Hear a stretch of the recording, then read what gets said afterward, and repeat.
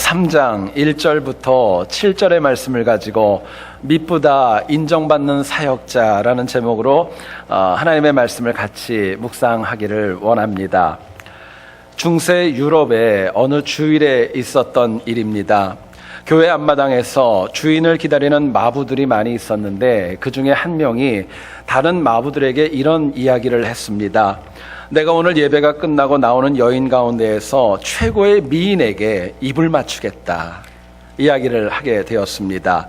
당시 예배에 참석했던 부인들이 모두가 다 귀족이었기 때문에 모두가 다 마부의 말을 믿지 않았고 터무니없는 이야기라고 생각을 했던 겁니다. 그래도 마부가 큰 소리를 치는 거예요. 내가 정말로 가장 아름다운 여인에게 입을 맞출 것이다. 큰 소리를 치자 내기를 하게 되었고, 예배가 끝난 다음에 많은 여성들이 이제 예배당에서 쏟아져 나오게 되었습니다. 문제는 큰 소리친 마부가 여러 명의 미인들이 나와도 아무런 관심을 보이지 않는 겁니다. 그러다가 어떤 여인이 나오자 갑자기 붙들고 열렬하게 입을 맞추었습니다. 문제는 동료 마부들이 보니까 그 여인의 인물을 보니까요, 너무 아니었던 겁니다. 가장 이쁜 여인에게 입을 맞추겠다 그랬는데 너무 아니었기 때문에, 그래서 동료 마부들이 얘기를 합니다. 내기에 내가 이겼다 생각을 하고 돈을 요청을 하게 되었습니다. 그러자 큰 소리를 쳤던 마부가 오히려 이렇게 얘기를 합니다. 아니 내가 이겼어. 이 여인이 가장 아름다워 이야기를 했습니다. 이유를 묻고 다른 마부들이 비웃자 그 마부가 이렇게 얘기를 했답니다. 왜 이 여인이 제일 아름답냐고? 내 아내니까. 내 아내니까 이 여인이 제일 아름답다 이야기를 하더랍니다. 여러분, 세상에서 가장 아름다운 여성이 누구일까요? 세상에서 가장 멋진 남성이 여러분 누구라고 생각을 하십니까? 옷을 잘 입고 화장을 화려하게 하고 얼굴이 정말 잘생기고 몸매가 좋은 그런 사람들이 정말 아름다운 여성, 아름다운 남성입니까? 세상에서 가장 멋진 남성과 가장 멋진 여성은요, 가까운 사람들에게 인정받는 사람입니다. 가장 가까운 사람에게 인정받는 사람이 아름다운 사람이고 또 귀한 사람입니다. 사람은 이처럼 가까운 사람에게 인정을 받을 때 세상을 사랑하는 태도가 바뀝니다. 적극적이 되고요, 긍정적이 되고요, 세상을 바라보는 시각이 달라질 수밖에 없는 것입니다. 하물며 전능하신 하나님께서 인정하는 그 삶이야 얼마나 복되고 존귀할까 생각하게 됩니다. 오늘 같이 읽은 본문의 내용을 보면 어떻게 교회의 리더인 감독을 세워야 하는지를 저희들에게 말씀합니다. 바울이 이 디모데전서를 기술했을 당시를 보게 되면은요, 복음의 능력이 굉장히 강하게 나타났던 시대인 반면에 또한 복음에 대한 도전들, 이단들도 적지 않았습니다. 그렇기 때문에 하나님의 교회를 섬기는 리더, 이 감독을 제대로 선출하는 것은 얼마나 중요하고도 중요한 문제인지 모릅니다. 그렇기 때문에 바울은 정말 디테일하게 무려 15가지나 되는 덕목들을 얘기하면서 여기에 만족되어져야 비로소 감독으로 세워질 수 있다는 것 강하게 말씀하고 있는 겁니다. 특별히 본문 1절 가운데 얘기를 합니다. 미쁘다라는 말로 시작됩니다. 헬라어 원어인 이 미쁘다, 이 단어인 피스토스라는 단어는요, 믿을만하다라는 뜻이라고 합니다. 신뢰할 만하고 믿을만하다라는 뜻이에요. 하나님께서 당신의 백성 중에서 이처럼 미쁘게 여기고 인정하는 사역자들이 분명히 있다고 말씀합니다. 그렇기 때문에 패역한 세상에서 하나님 믿는 신앙인들은요, 이처럼 하나님께 미쁘다 인정받는 사역자가 되는 것, 우리에게 주시는 가장 큰 도전이라 할 수 있습니다. 여러분, 오늘 본문을 통하여서 우리가 어떻게 하면 하나님께 미쁘다 인정받는 사역자가 될 수 있을까? 본문이 주는 도전을 같이 한번 나누어 보기를 소원합니다. 첫 번째로 생각할 것은요, 미쁘다 인정받는 사역자는 누군가에게 유익함을 주는 삶을 살아갑니다. 유익을 주는 삶을 살아가는 거예요. 오늘 본문 2절과 3절을 보시면은요, 제가 일부만 여러분들에게 읽어드립니다. 절제하며 신중하며 단정하며 나그네를 대접하며 가르치기를 잘하며 술을 즐기지 아니하며 구타하지 아니하며 오직 관용하며 다투지 아니하며 돈을 사랑하지 아니하며 말씀하고 있습니다.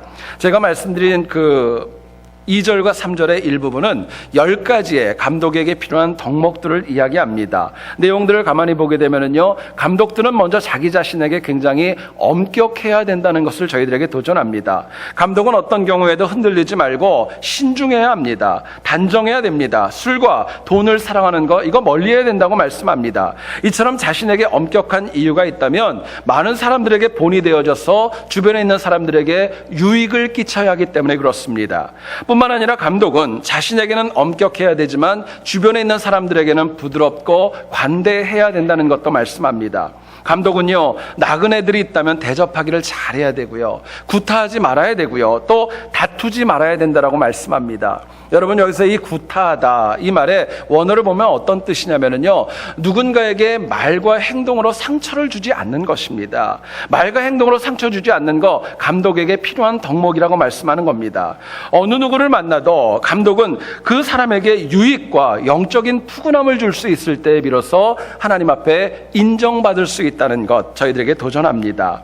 감독은요, 보이지 않는 예수 그리스도를 삶으로 보여주는 사람들입니다. 항상 예수님처럼 타인에게 유익을 끼칠 때에 비로소 보이지 않는 예수 그리스도가 삶 가운데 보이는 것입니다.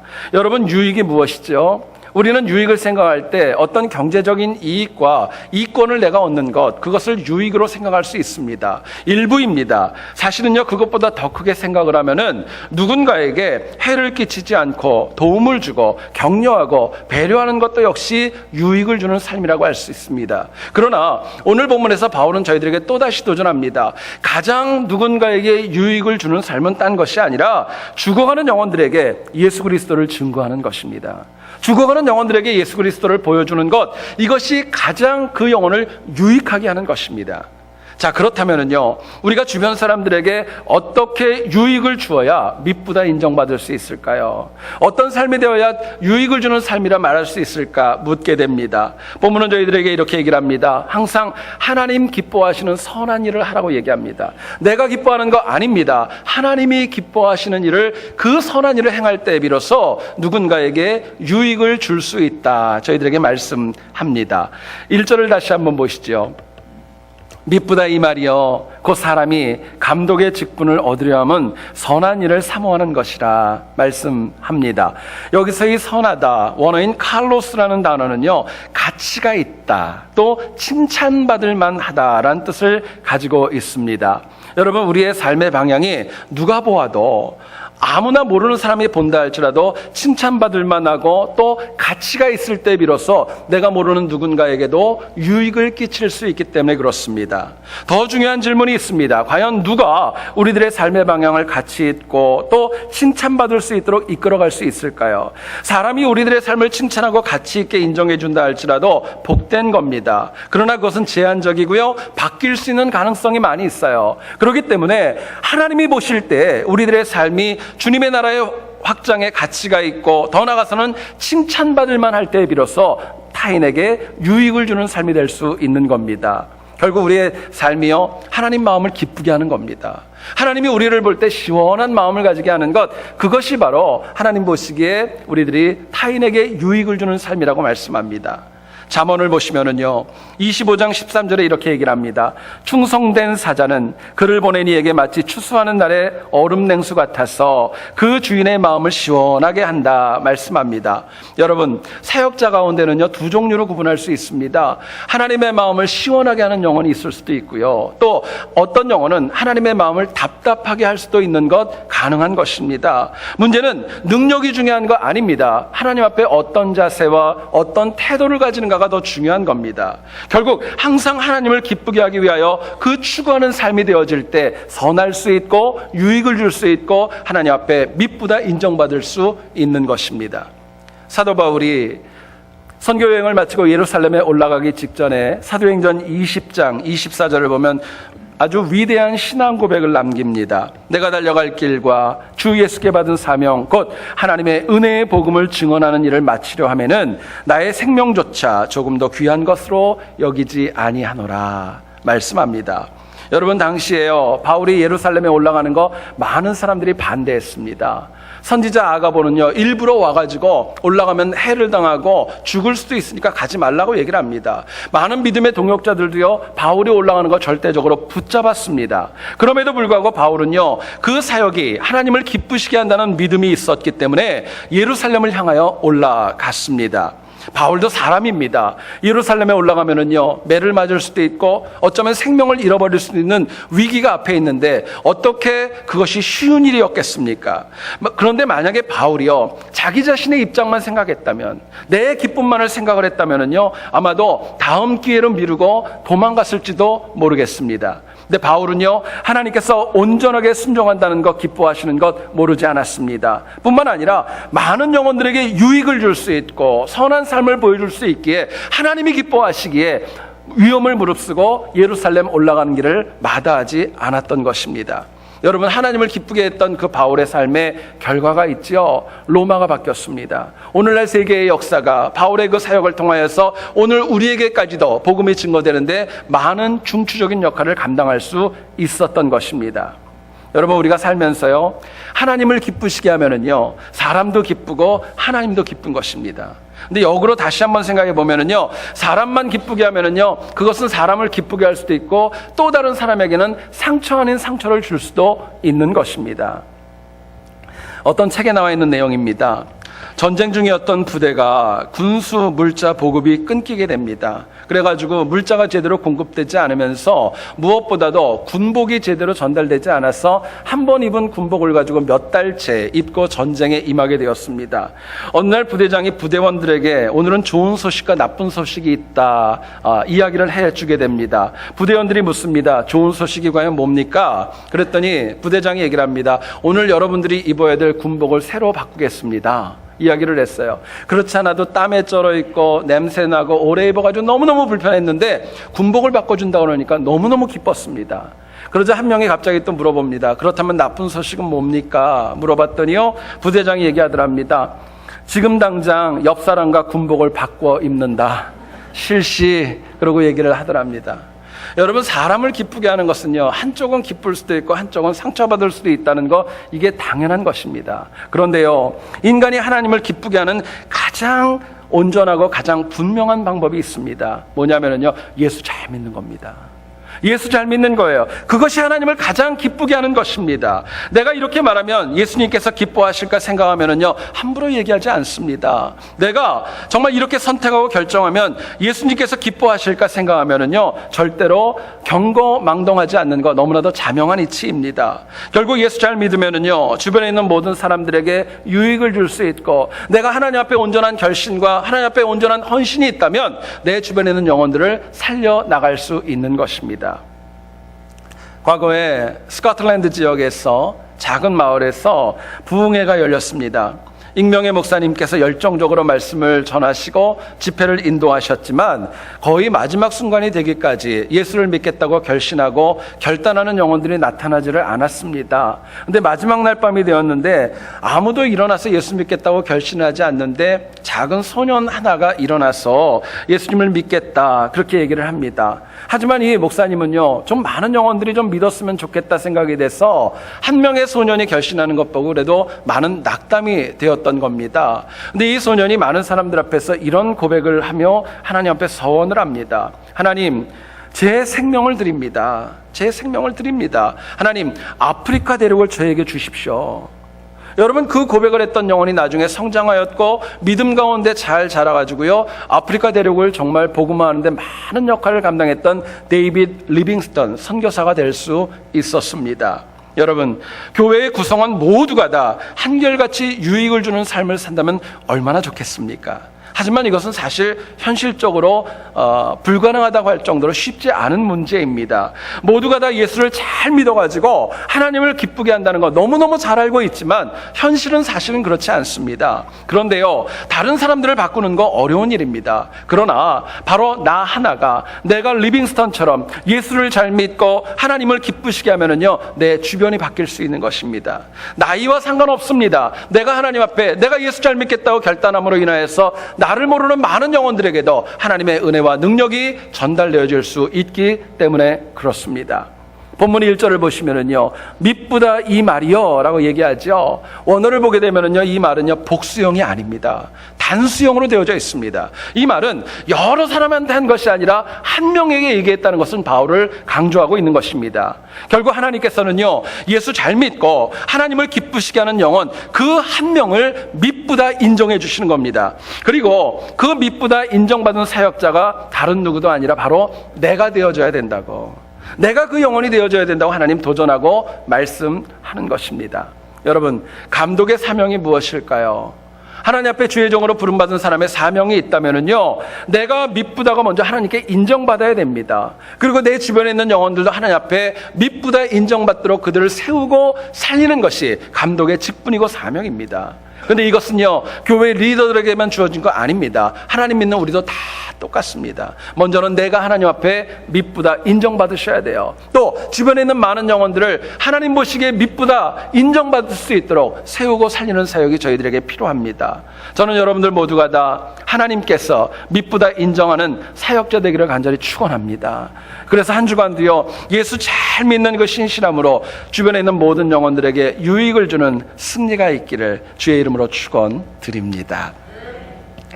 두 번째로 생각할 것은요, 하나님 앞에 미쁘다 인정받는 사역자는요, 교만하지 말아야 됩니다. 교만하지 말라고 얘기를 해요. 6절을 한번 보시기 원합니다. 새로 입교한 자도 말지니 교만하여져서 마귀를 정죄하는 그 정죄에 빠질까 하며 말씀합니다. 성경 전체를 읽어보면 한 번도, 한 구절도 교만이 선하다, 복되다 이야기하는 구절은 아무 데도 없습니다. 한 곳도 없어요. 교만은 하나님께서 가장 싫어하십니다. 뿐만 아니라 교만은요, 가장 악하다고 믿음에 많은 선진들이 저희들에게 교훈하고 있습니다. 교만의 원어인, 이 헬라 원어인 투호우라는 단어가 있습니다. 이 뜻은 이런 뜻을 가지고 있다고 합니다. 어떤 연기를 일으키다, 그것이 교만의 뜻이 있고요, 안개로 덮는 것, 큰 것을 부풀리는 것, 그것을 교만이라고 이야기합니다. 이를테면 이렇습니다. 실제로 있는 어떤 모습을 갖다가 감추기 위하여서 연기를 피워놓는 거예요. 안개로 덮어놓는 것입니다. 본질의 모습을 보여주지 않고 좀 더 크게 보이고 좀 더 거대하게 보이려고 하는 그 마음, 그것이 바로 교만이라고 성경은 저희들에게 말씀하는 겁니다. 이사야 14장 12절을 보면은요, 하나님께서 이런 말씀을 주십니다. 너 아침의 아들 계명성이여, 어찌 그리 하늘에서 떨어졌으며 너 열국을 엎은 자여, 어찌 그리 땅에 찍혔는고 말씀합니다. 여러분, 악한 마귀가 하나님 앞에 영원한 징계를 받은 이유는 딴 거 아닙니다. 감히 하나님의 자리에 함께 쓰고자 하는 교만이 있었기 때문에 그 영혼은 영원한 형벌에 빠질 수밖에 없었던 것입니다. 여러분, 결국 하나님과 사람 모두에게 교만한 사람은 절대로 미쁘다 인정받을 수 없다는 것을 저희들에게 교훈합니다.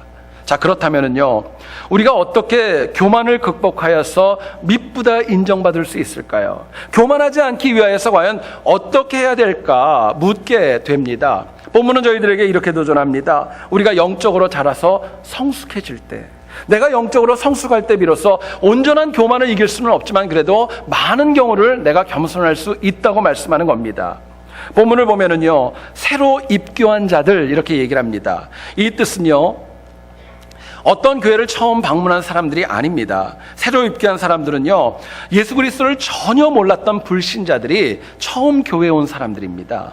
뿐만 아니라 아직 복음에 관하여 미숙하고 제대로 모르는 영혼들, 그 사람들이 바로 새로 입교한 사람들이라는 의미를 가지고 있습니다. 그런데요, 만약에 그럴 수도 없겠지만 이런 사람들이 만약에 감독이 되게 되면 자기도 모르게 자만해질 수 있고 자칫하면 세상적인 방법으로 교회를 섬길 수 있기 때문에 바울은 그것을 금하고 금했던 것입니다. 그러나 영적으로 성숙한 사람은요, 성령 하나님께서 무엇을 기뻐하시고 무엇을 좋아하시는지 모르지 않고 지혜롭게 행하는 그런 모습이 있습니다. 여러분, 저는 말씀을 묵상하며 생각해 봤습니다. 성숙은 우리에게 너무너무 중요합니다. 참 필요하고요, 얼마나 귀중한 단어인지 모릅니다. 그런데요, 오래 믿었다고 영적으로 성숙해지는 거 아닙니다. 오래 믿었다고 내가 성숙해지는 거 아니고, 모태신앙이라고, 물론 모태신앙 가운데 다 그런 건 아니겠지만 모태신앙이라고 다 모두가 다 성숙해지는 건 아닙니다. 실제로 믿은 지 얼마 안 되는 분들이 교만하게 행하는 것 여러분 보신 적 있습니까? 사실은 그렇지 않죠. 오늘날 교회에서 일어나는 많은 문제의 원인은 새로 입교한 사람들이 아니라 오래 믿었던 사람들이 성숙하지 못하기 때문에 발생하는 것입니다. 결국 오래 믿었는데 성숙하지 못한 것, 그것이 사실은 오늘날 교회 성장의 가장 큰 병폐요, 또 신뢰를 잃어가는 근본적인 원인이 아닐까 생각해 봅니다. 여러분, 그렇기 때문에 신앙인은 항상 겸손해야 되고 하나님을 인격적으로 더욱더 만나기 위하여서 날마다 성숙하고 성장해 가기 위한 노력과 헌신이 필요한 것입니다.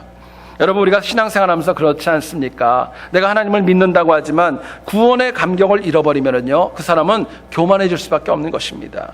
여러분들이 십자가 보혈의 은혜를 들었음에도 불구하고 아무런 뜨거움도 없고 그냥 그대로 냉랭하다면요, 나는 나도 모르게 교만에 빠지는 겁니다. 매사를 하나님이 아니라 내 생각과 내 판단대로 이끌어가는 거예요. 더 안타까운 것은요, 복음에 대한 뜨거움이 없으면서도 내가 잘 믿고 있다고 자기 자신이 착각하고 있다는 데에 있습니다. 여러분, 세상에서 가장 불쌍한 영혼이 누구라고 생각하십니까? 먹을 것이 없고 물질이 없고 집이 없는 영혼들, 물론 그 영혼들도 불쌍합니다. 근데 제일 불쌍한 영혼들은 누구냐? 정말 자기도 모르게 하나님 믿는다고 하면서 교만에 빠지는 영혼들입니다. 교만에 빠져서 하나님을 모르고 살아가는 영혼들, 가장 안타깝고 마음 아픈 영혼들입니다. 여러분, 죄인이요, 하나님을 인격적으로 만나보세요. 하나님과의 첫사랑을 한번 기억해 보시기 원합니다. 내가 얼마나 부족한지, 내가 하나님 앞에 얼마나 정말 범죄자인지 엎드릴 수밖에 없고 내 부족함을 절감할 수밖에 없습니다. 그렇기 때문에 하나님의 은혜를 더 알아가기 위해서 겸손하게 한 발자국 한 발자국 주님 앞에 다가가는 거예요. 문제는 영적으로 성숙하지 못하고 답보 상태에 있다면, 그냥 그 자리에 있다면요, 나도 모르게 교만에 빠질 위험성이 적지 않은 것입니다. 여러분, 하나님께서 믿부다, 믿을만하다, 신뢰할 만하다 고 인정하시는 사역자는요, 날마다 자라가고 성숙해가는 신앙인입니다. 이걸 잊지 말아야 돼요. 저희들이 새벽에 묵상하는 말씀 가운데 사무엘상, 요즘 새벽 기도회 때 묵상을 합니다. 사무엘상 3장 19절을 보면 이런 말씀이 나옵니다. 사무엘이 자라매 여호와께서 그와 함께 계셔서 그의 말이 하나도 땅에 떨어지지 않게 하시니, 말씀하고 있습니다. 하나님께서는요, 사무엘이 자라면서 그 영혼에게 더 분명하게 함께 하셨습니다. 그 영혼이 전하는 말씀이 권세 있게 하셨고 그 말씀이 많은 영혼들을 변화시키는데 힘있게 사용하셨습니다. 왜 그랬을까요? 이유가 있다면 어느 날 갑자기 사무엘이 덩치가 커졌기 때문에 하나님이 쓴 거 아닙니다. 나이는 어렸지만은요, 영적으로 성장했고 성숙했기 때문에 하나님이 그 영혼을 힘있게 쓰셨던 겁니다. 그러나 같은 시대를 살았던, 어쩌면 나이도 더 많이 있고 또 이미 사역을 시작을 했었던 홈리와 비느하스, 영적으로 날마다 퇴보를 경험했던 그들에게는요, 이스라엘 역사상 처음으로 전쟁터에 나가서 언약궤를 빼앗기는 치욕을 경험하게 합니다. 뿐만 아니라 두 형제가 한날에 죽는 아픔도 그들은 경험하게 됩니다. 이유가 있습니다. 두 형제가요, 영적으로 성장하기보다는 퇴보했습니다. 교만하여서 하나님 앞에 드리는 예배까지도 경시하는 모습이 적지 않았던 거예요. 아버지 엘리가 얘기해도 듣지 않았고 끝까지 교만하여서 깨달음이 없었기에 책망을 받게 되었던 것입니다. 여러분, 성장해야 되고 성숙해야 됨에도 불구하고 정말 그러기는커녕 퇴보하였기 때문에 많은 사람들에게 인정받기는커녕 국가가 망하는데 참 안타까운 악한 역할을 감당하고 말았던 것입니다. 여러분, 살아있는 생명체는요, 변할 수밖에 없는 것입니다. 방향은 두 가지입니다. 하나는 선하게 성장하는 것이 있을 수 있고 또 하나는 악하게 퇴보할 수 있는 것입니다. 여러분, 뭘 원하세요? 우리 가정에 자녀들이 있고 우리 가정에 손주들이 있습니다. 태어나서 돌이 지나고 너무너무 이쁩니다. 근데 그 아이들이요, 매일같이 그 자리에 머물러 있고 10년이 지나고 15년이 지난다면요, 그건 기쁨 아닙니다. 그건 걱정이고요, 우환입니다. 기도의 제목밖에 되지 않는 거예요. 잘하셔야 됩니다. 얼마 전에 저희 아들이 샤워를 하려고 이렇게 욕실에 들어갔습니다.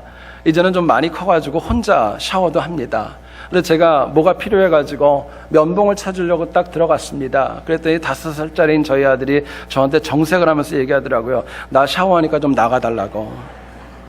내가 샤워해야 되니까 좀 나가달라고 얘기를 하는데 참 나오면서도 많이 컸다 생각도 들고 기분도 한편으로는 좀 나쁘고, 제가 그랬던 경험이 있습니다. 여러분, 자라가셔야 돼요. 성장으로 끝나는 거 아닙니다. 이제는 성숙하셔야 됩니다. 참 쉽지 않지만 사실은 이론적으로 보면 정상적인 신앙인이라면요, 영적으로 하루가 다르게 성숙해야 성장해야 맞는 거예요. 시간이 지날수록 더 많은 말씀을 듣고 더 자주 교회에 오는데 성숙해야 되는 거 마땅한 거 아닙니까? 그러나 현실을 보면 교회는 오지만 마당만 밟고 있고 과거에 있었던 신앙마저도 잃어버리는 경우가 얼마나 우리 주변에 많이 있는지 모릅니다. 하나님께서 과거와 다른 말씀을 주시기 때문에 그런 거 아니죠. 설교하는 목사에게 문제가 있어서 그런 것도 아닙니다. 엄밀히 얘기하면요, 내가 성숙하고자 하는 열정, 하나님의 일에 좀 더 힘있게 사역하고자 하는 그 뜨거움과 헌신이 부족하기 때문에 그렇지 않을까 생각해 봅니다.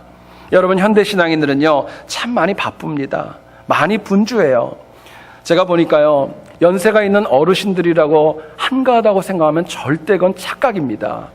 집에 전화드리면요 절대 없어요. 낮에는요 어딜 그렇게 바쁘신지 여기저기 참 많이 바쁘게 돌아다니셔요. 여러분, 현대인들은 바쁘고 분주해요. 그렇기 때문에 한편으로는요 그냥 여기가 좋사오니 라는 마음이 우리에게 없지 않아 참 많이 있습니다. 더 성장하고 성숙해야 된다는 거 압니다. 근데 남들 보기에 좀 더 유난을 떤다고 생각해서 내가 내 자신의 성장과 성숙을 가로막고 있을 때도 적지 않습니다.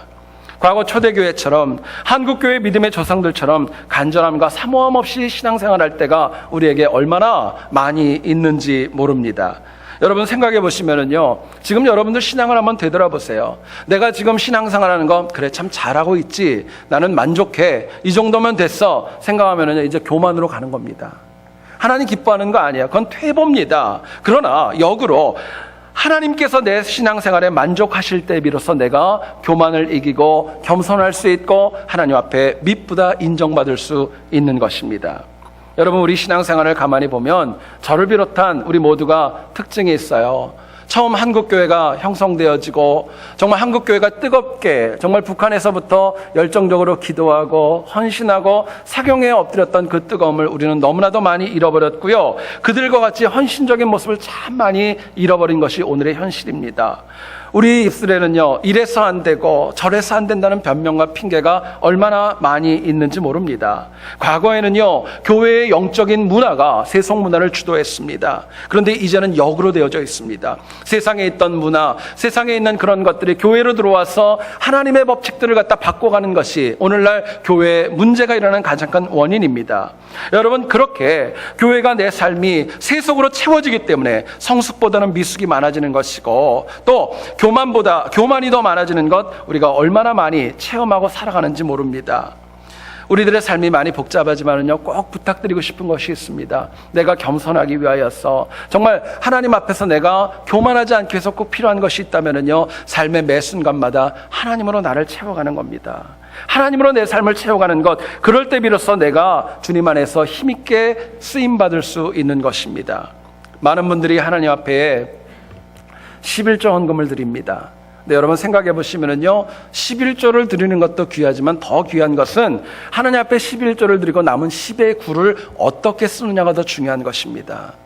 내가 주일에 주님 앞에 나와서 예배를 드립니다. 첫날을 하나님 앞에 드리는 것도 중요하지만 세상에 나가서 6일 동안 내가 어떻게 살아가는가, 이게 사실은 더 중요하고 복되고 귀한 도전입니다. 간절히 원하는 것, 교만을 이기기 위해서는요 날마다 때마다 일마다 하나님으로 나를 채우셔야 됩니다. 물질에도 채우셔야 되고 선택에도 채우셔야 되고 말에도 채워야 되고 결정과 모든 것에 하나님으로 채워가는 지혜와 결단이 저희들에게 필요한 것입니다. 간절히 원하는 것, 한 주간도요 날마다 하나님과 인격적으로 교류하여서 성숙해지셔서 교만을 이기고 미쁘다 인정받을 수 있기를 다시 한번 주님의 이름으로 축원드립니다. 제가 주일날 오후면은 집에 들어가서 저희 아내하고 대화할 때 꼭 매주마다 빠지지 않고 묻는 질문이 있습니다. 뭐라고 묻냐면은요, 오늘 설교 어땠어? 오늘 말씀 어땠어? 하고 제가 꼭 물어봅니다. 그리고 그 다음으로 꼭 보는 게 저희 아내의 표정을 아주 짧지만 정확하게 캐치해내는 그 능력이 제게 있어요. 근데 제가 물어봅니다. 그러면은요, 말은 좋았다 그러는데 표정이 약간 어두워지면 그날 설교는 아니에요. 그러면은 제가 마음에 그런 생각이 듭니다. 그럼 다음 주부터 당신이 해라. 이런 마음이 또 들을 때가 있어요. 그런데 그래도 표정과 말이 같이 이렇게 긍정적으로 인정해 주면은요 그날이 얼마나 기쁘고 또 첫 주, 첫날을 아주 은혜 가운데 시작하는지 모릅니다. 여러분, 사람은요, 누구나 인정받기를 원해요. 인정받기를 원하는 건 너무나도 당연한 것입니다. 그런데요, 가까운 사람들에게, 내 주변에 있는 사람들에게 내가 인정받을 때 비로소 나에게 주어진 사역을 힘있고 긍정적이고 능력 있게 감당할 수 있는 것입니다. 여러분, 무엇보다도요, 우리가 하나님에게 인정받는 거 너무너무 소중한데요, 이러기 위하여서 타인에게 유익을 주고 교만하지 않기를 간절히 소원합니다. 이거 위해서 하나님 기뻐하시는 선한 일을 하고요, 항상 영적으로 성숙하는 승리가 우리 모두에게 있기를 다시 한번 주의 이름으로 축원드립니다. 기도하겠습니다. 걸어가신 하나님 아버지, 저희는 참으로 부족하고 연약